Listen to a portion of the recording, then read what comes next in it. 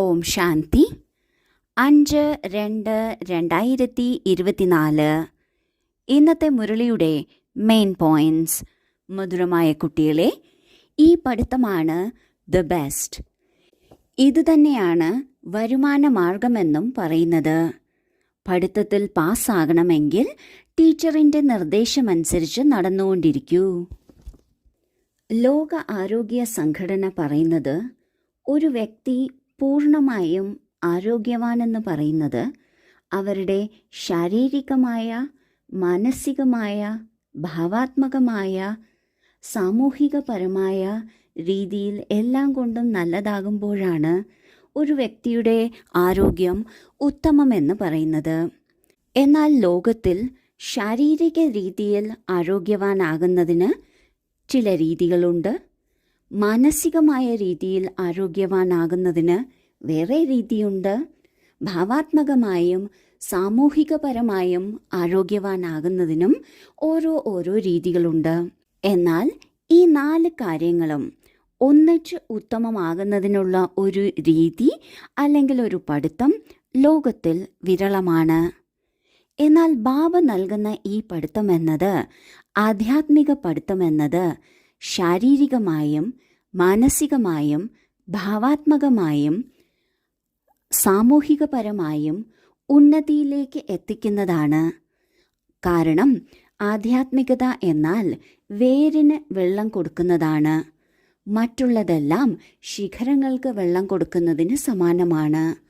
അതിനാൽ ഈ ആധ്യാത്മിക പഠിത്തത്തെയാണ് ദ ബെസ്റ്റ് എന്ന് പറയുന്നത്. ഇതുതന്നെയാണ് വരുമാന മാർഗം. അതായത് ഈ ഒരു ജന്മത്തേക്ക് മാത്രമല്ല, ഇനി വരാൻ പോകുന്ന എത്രയോ ജന്മങ്ങളിലേക്കാണ് നാം സമ്പാദ്യം ശേഖരിക്കുന്നത്. അതിനാൽ ഈ പഠിത്തം ഏറ്റവും ശ്രേഷ്ഠമായ വരുമാന മാർഗമാണ്. അങ്ങനെയുള്ള ഈ പഠിത്തത്തിൽ ഉയർച്ചയിലെത്തുന്നതിന് നാം ബാബ എന്ത് പഠിപ്പിക്കുന്നുവോ, ബാബ എന്ത് പറയുന്നുവോ, ബാബ എന്ത് നിർദ്ദേശം തരുന്നുവോ അതിനനുസരിച്ച് തന്നെ നടക്കണം. ചോദ്യം: ബാബ ഈ ഡ്രാമയുടെ രഹസ്യത്തെ അറിഞ്ഞുകൊണ്ടും തൻ്റെ കുട്ടികളെ കൊണ്ട് ഏതു പുരുഷാർത്ഥമാണ് ചെയ്യിക്കുന്നത്? ഉത്തരം: ബാബയ്ക്കറിയാം, സംഖ്യാക്രമത്തിൽ തന്നെയാണ് എല്ലാ കുട്ടികളും സതോപ്രധാനമാകുന്നത്. എന്നാൽ എല്ലായ്പ്പോഴും കുട്ടികളെ കൊണ്ട് ഈ ഒരു പുരുഷാർത്ഥമാണ് ചെയ്യിപ്പിക്കുന്നത്. അതായത് ശിക്ഷകൾ അനുഭവിക്കേണ്ടി വരാത്ത രീതിയിൽ പുരുഷാർത്ഥം ചെയ്യൂ. ശിക്ഷകളിൽ നിന്ന് മോചിതരാകുന്നതിന് എത്ര സാധിക്കുമോ സ്നേഹത്തോടെ ബാബയെ ഓർമ്മിക്കൂ. നടക്കുമ്പോഴും തിരിയുമ്പോഴും ഇരിക്കുമ്പോഴും എഴുന്നേൽക്കുമ്പോഴും ഓർമ്മയിലിരിക്കൂ എങ്കിൽ വളരെ സന്തോഷമുണ്ടാകും. ആത്മാവ് തമോ പ്രധാനത്തിൽ നിന്ന് സതോ പ്രധാനമായി തീരും. സ്കൂളിലെ ഒരു ടീച്ചർക്കറിയാം, എല്ലാ കുട്ടികൾക്കും ഒരുപോലെ ഫസ്റ്റ് റാങ്ക് കിട്ടിയെന്ന് വരില്ല. എന്നിരുന്നാലും വളരെ നന്നായി പഠിച്ച് മുന്നിലത്തെ റാങ്ക് മേടിക്കണം എന്ന ആശയാണ് എല്ലാ കുട്ടികളോടും വയ്ക്കുന്നത്. ബാബയും അങ്ങനെ തന്നെ. ബാബയ്ക്ക് ഈ ഡ്രാമയിലെ ആദി മധ്യ അന്ത്യത്തെക്കുറിച്ച് വ്യക്തമായി അറിയാം. എല്ലാ കുട്ടികളും നമ്പർ വാറാണ് അല്ലെങ്കിൽ സംഖ്യാക്രമമാണ് എന്നും ബാബയ്ക്കറിയാം. എന്നിരുന്നാലും ഏറ്റവും ശ്രേഷ്ഠമായ പുരുഷാർത്ഥം ചെയ്ത് വളരെ നന്നായി പരിശ്രമിച്ച് ശിക്ഷകളിൽ നിന്ന് മോചിതരാകുന്നതിനുള്ള പുരുഷാർത്ഥം ചെയ്യാനാണ് ബാബ പഠിപ്പിക്കുന്നത്. ബാബ ഓർമ്മിപ്പിക്കുകയാണ്, ശിക്ഷകളിൽ നിന്ന് മോചിതരാകണമെങ്കിൽ എല്ലാം ചെയ്തുകൊണ്ടും ബാബയുടെ ഓർമ്മയിലിരിക്കണം. എന്തുകൊണ്ടെന്നാൽ നമ്മൾക്ക് ശിക്ഷകൾ അനുഭവിക്കേണ്ടി വരുന്നത് നമ്മളുടെ പാപങ്ങളുടെ ഭാരം ഉള്ളതുകൊണ്ടാണ്. ഈ പാപത്തെ നശിപ്പിക്കുന്നതിന് ഒരൊറ്റ മാർഗമേ ഉള്ളൂ, അതാണ് ബാബയുടെ ഓർമ്മ. ഈ ജന്മത്തിലുള്ള എന്തെങ്കിലും പാപമാണെങ്കിൽ അത് ബാബയോടോ നിമിത്ത ആത്മാവിനോടോ ഏറ്റുപറഞ്ഞ് ഏകദേശം പകുതിയോളം അതിൻ്റെ ശിക്ഷകൾ കുറയ്ക്കാം. എന്നാലും ബാക്കി പകുതി ഉണ്ട്. ഇതുകൂടാതെ ഈ ജന്മത്തിലെ മാത്രം പാപങ്ങളുടെ ഭാരമല്ല നമുക്കുള്ളത്. മുഴുവൻ ദീർഘയാത്രയിലും ഏതെല്ലാം ജന്മങ്ങളുണ്ടോ അതിലുള്ള എല്ലാ പാപവും ഒന്നിച്ച് നമ്മൾക്ക് ഭസ്മമാക്കണമെങ്കിൽ അതിന് ബാബയുടെ ഓർമ്മ തന്നെ വേണം. അല്പസമയം ഇരുന്ന് യോഗം ചെയ്തു, അതുകൊണ്ട് കാര്യമായില്ല. എല്ലാം ചെയ്തുകൊണ്ടും നടക്കുമ്പോഴും തിരിയുമ്പോഴും ഇരിക്കുമ്പോഴും എണീക്കുമ്പോഴും ബാബയുടെ ഓർമ്മയിലിരിക്കുന്നതിലൂടെ പാപമെല്ലാം ഭസ്മമാകും. പാപം എത്ര കുറയുന്നുവോ അത്രയും നമ്മളുടെ സന്തോഷം വർദ്ധിച്ചുകൊണ്ടിരിക്കും. ആത്മാവ് ഏറ്റവും മോശമായ സ്ഥിതിയിൽ നിന്ന് ഏറ്റവും ഉയർന്ന സ്ഥിതിയിലേക്ക് പോയിക്കൊണ്ടിരിക്കും. ധാരണയ്ക്കുള്ള മുഖ്യസാരം: 1. സ്വയം ഭഗവാൻ നമ്മളുടെ മേൽ ദയാവാനാണ്, നമ്മെ പഠിപ്പിച്ചുകൊണ്ടിരിക്കുകയാണ്. ഈ ലഹരിയിലിരിക്കണം. പഠിത്തം വരുമാന മാർഗമാണ്, അതിനാൽ മിസ് ചെയ്യരുത്. 2. അളവറ്റ സന്തോഷം അനുഭവിക്കുകയും അനുഭവിപ്പിക്കുകയും വേണം. നടക്കുമ്പോഴും തിരിയുമ്പോഴും ആത്മ അഭിമാനിയായി ബാബയുടെ ഓർമ്മയിലിരുന്ന് ആത്മാവിനെ തീർച്ചയായും സതോ പ്രധാനം ആക്കണം. ആദ്യത്തെ പോയിന്റിൽ ബാബ പറയുന്നു, ബാബ നമ്മളെ പഠിപ്പിക്കുകയാണ്, അതിനാൽ അതിൻ്റെ സന്തോഷത്തിലിരിക്കണം.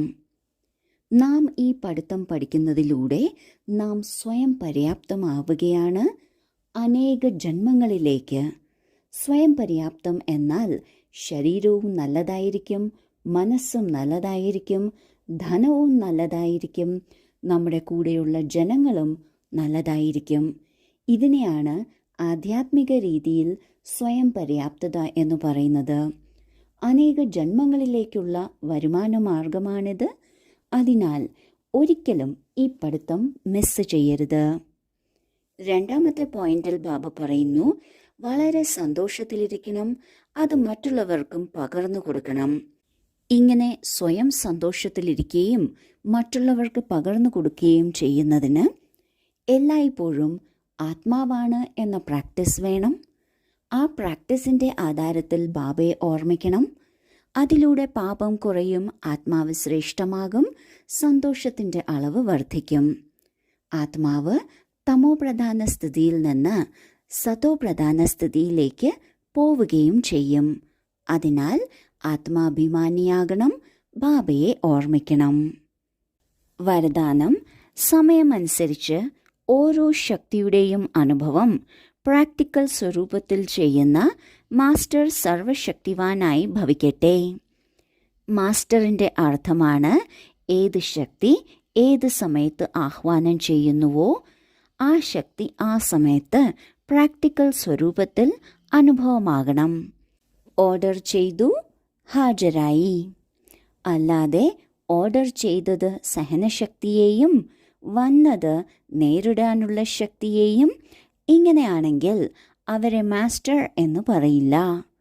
അപ്പോൾ ട്രയൽ ചെയ്യൂ. ഏത് സമയത്ത് ഏത് ശക്തി ആവശ്യമാണോ ആ സമയത്ത് ആ ശക്തി കാര്യത്തിൽ വരുന്നുണ്ടോ? 1 സെക്കൻഡിൻ്റെയും വ്യത്യാസം വന്നുവെങ്കിൽ ജയത്തിന് പകരം തോൽവി ആയി പോകും.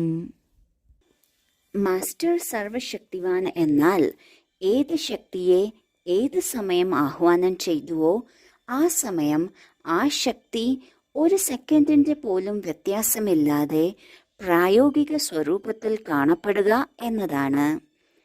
ഇതിൽ എന്തെങ്കിലും വ്യത്യാസം വരികയാണെങ്കിൽ, സമയത്തിലോ അല്ലെങ്കിൽ ശക്തിയിലോ വ്യത്യാസം വന്നാൽ അവിടെ തോൽവിയാണ് സംഭവിക്കുക, ജയമല്ല. അതിനാൽ ബാബ പറയുന്നു, ചെക്ക് ചെയ്തു നോക്കൂ. ഏത് സമയത്ത് ഏത് ശക്തിയെ വിളിച്ചോ ആ സമയം ആ ശക്തി കാര്യത്തിൽ വന്നുവോ? സ്ലോഗൻ: ബുദ്ധിയിൽ എത്ര ഈശ്വരീയ ലഹരിയുണ്ടോ കർമ്മത്തിൽ അത്ര തന്നെ നമ്രത വേണം. നാം തീർച്ചയായും ലഹരിയിലിരിക്കണം. എന്നാൽ ആ ലഹരി നമ്മളുടെ ബുദ്ധിയിലും നമ്മളുടെ ഉള്ളിലുമാണ് ഉണ്ടായിരിക്കേണ്ടത്. നമ്മളുടെ പ്രവൃത്തിയിൽ തീർച്ചയായും വിനയം കാണപ്പെടണം. നമ്മൾ ഈ രാജയോഗത്തിലൂടെ ബാലൻസാണ് പഠിക്കുന്നത്. നമ്മളുടെ ഈശ്വരീയ ലഹരി മറ്റുള്ളവർക്ക് ഒരു അഹംഭാവമായോ അഹങ്കാരമായോ തോന്നരുത്. പകരം വിനയമുള്ളവരായിരിക്കണം. എന്നാൽ ഈശ്വരീയ ലഹരിയും ഉണ്ടായിരിക്കണം. ഓം ശാന്തി.